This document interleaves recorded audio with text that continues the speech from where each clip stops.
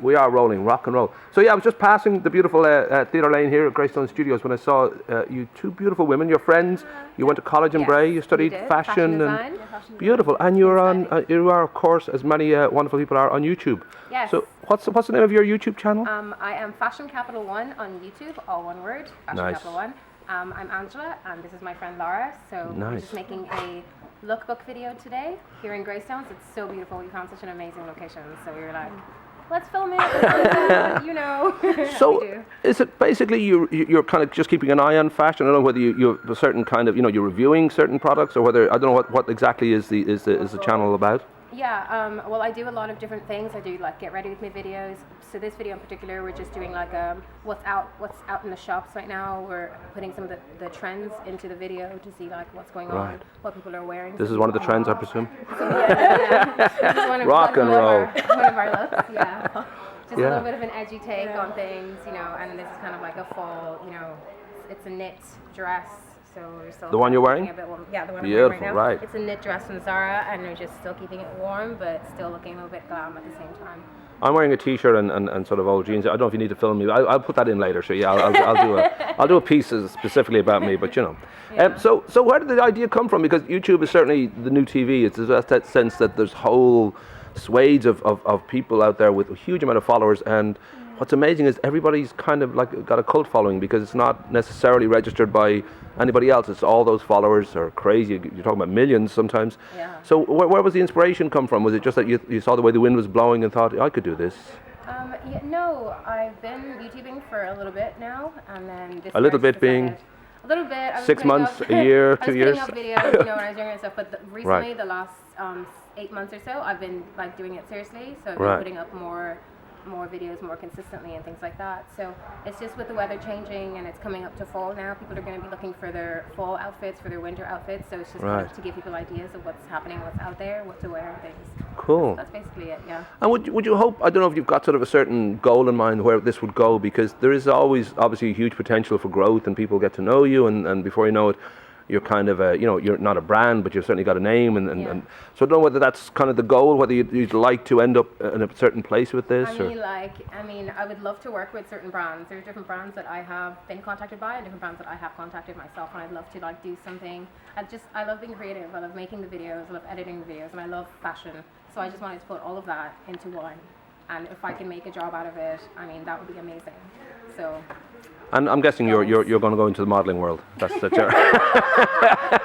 Yes. Well, you're into fashion too, so I don't know whether you're designing or whether you're also kind of in a. No, at the moment I did a fashion industry course quite recently. That's like the business side of design, because like designing is like constructing the garments and designing it. But this time I wanted to go and just know how to promote myself, I guess. So that's all like blogging and styling and just learning how the retail works and all that kind of stuff like that. So so right now I'm just kind of finding what I wanted to do, because I love designing, but I also love the business side too. So I'm just trying to figure out where I want to go in the fashion world. Well, we live in a Kardashian world now where people can be basically hugely famous for being beautiful or for having a certain glamorous lifestyle or whatever you want to put the hook onto. But it also creates, especially with Facebook and all that, a kind of a disconnect. We are avatars to ourselves. We have a certain public profile and may not be exactly as we are in private. Some of that's very exciting and some of it's very thrilling, but some of it can be very disorientating too. I mean, I don't know if you find that, that you kind of have to keep a grip on, that's what I do for my fun time, and this is my real life over here. Has it sort of in any way kind of like been a bit of a bump in your life that you realize, people are watching me and they see me in a different way than, I don't know if that sort of kicked in. You have to realize that like with a following, like with even like a small following, say you have 50 people, say you have 100, 1,000, you know what I mean? Like with any kind of a following comes responsibility.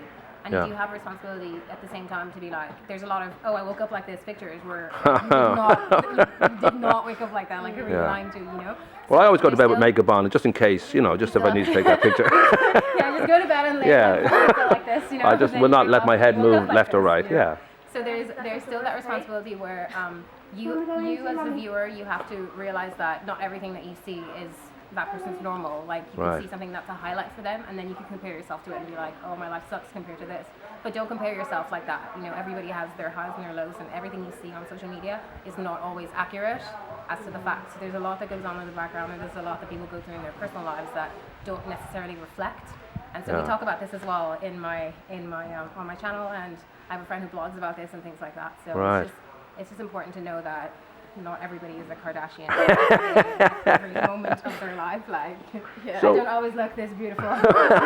So just to wrap up, I don't know if there's a certain kind of, I don't know if there is a fashion trend that's coming that we should be aware of. I know that maybe we should try and completely get rid of the dungarees finally. Maybe we can all just have a big dungarees burning party. But is there a sense that, oh, this is what's going to happen for the next 3 months or 6 months? Because I do not follow fashion, so I've no idea if there is a sense in the air, well, this is what people are going to be wearing, or is there anything? Well, there's a lot that's coming out now, and there's a lot that's already out. So like chokers are a big thing that have made a massive comeback. So you're going to see more chokers, but you're going to see like PVC plastic chokers, like see-through chokers.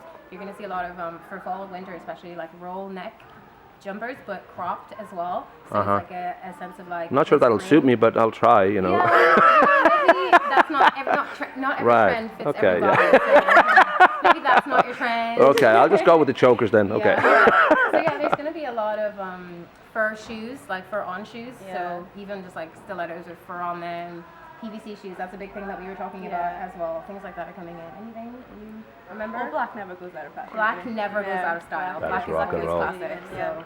Cool. Yeah. Well, listen, I'll put the links up here for people to check out further. But nicely done, and of course, being fashion conscious and style conscious, you ended up in Greystones to do this shoot. Of course. Rock and roll. So I live here, so. Of course you do. You're very cool. I don't understand how you don't live here. You should really. I live in Newbridge, so. Well, that's okay, but you know, it's not completely Greystones.